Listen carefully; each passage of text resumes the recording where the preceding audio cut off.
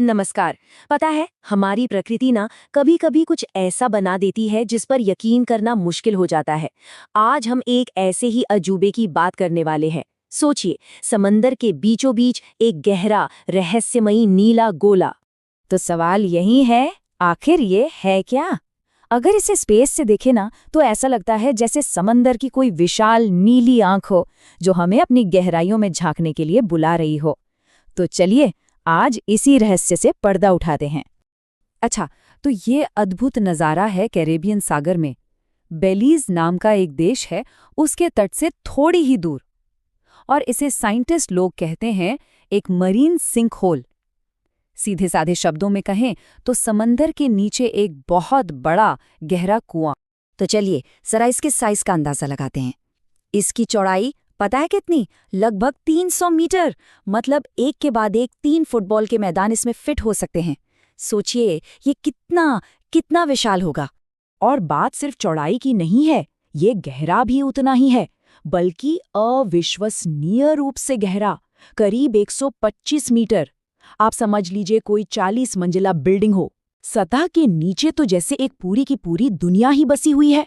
तो ठीक है, हमें ये तो पता चल गया कि ये कहाँ है और कितना बड़ा है, पर असली कहानी तो अब शुरू हो रही है।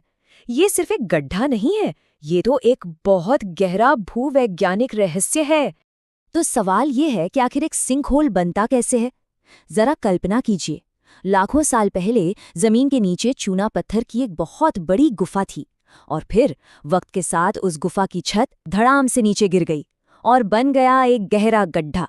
बस यही ग्रेट ब्लू होल की शुरुआत की कहानी है। लेकिन रुकिए, कहानी यहाँ खत्म नहीं होती। असली मजा तो तब आया जब डाइवर्स ने इसके अंदर जाने की हिम्मत की और उन्हें वहाँ कुछ ऐसा मिला जो उन्हें हैरान कर गया।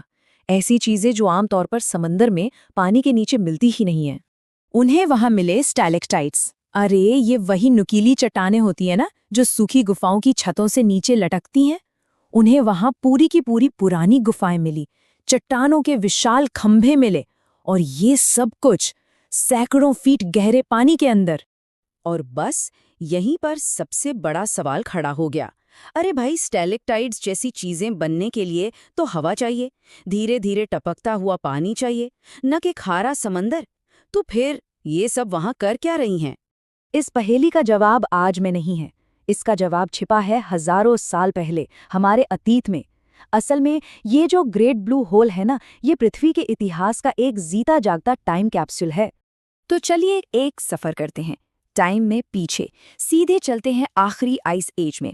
उस वक्त हमारी धरती आज से बहुत बहुत अलग थी, और हमारे सारे सवालों का जवाब वहीं छिपा है। तो देखिए, हुआ ये था, आइस एज के दौरान दुनिया का ज्यादातर पानी बर्फ बनकर बड़े बड़े ग्लेशियर्स में जम गया था। इससे क्या हुआ, समंदर का लेवल आज से सैकड़ों फीट नीचे चला गया। और उस जमाने में ये ग्रेट ब्लू होल पानी के नीचे था ही नहीं, ये सूखी जमीन पर एक बहुत बड़ी गुफा थी। जी हाँ, एक सूखी गुफा। फिर जब आइस एज खत्म होने लगा, ग्लेशियर पिघले, समंदर का पानी ऊपर चढ़ा और इस विशाल गुफा को पूरी तरह से भर दिया, और बस बन गया वो शानदार नज़ारा जो आज हम देखते हैं। तो ये कहानी है दो अलग अलग जमानों की। एक ही जगह जो कभी हवा और अंधेरे से भरी एक सूखी गुफा हुआ करती थी, वो आज पानी और समुद्री जीवन से भरा एक नीला खजाना है। ये हमारी पृथ्वी के बदलते चेहरे का इससे बेहतर सबूत और क्या हो सकता है। और यही वजह है कि साइंटिस्ट के लिए ये जगह इतनी कीमती है।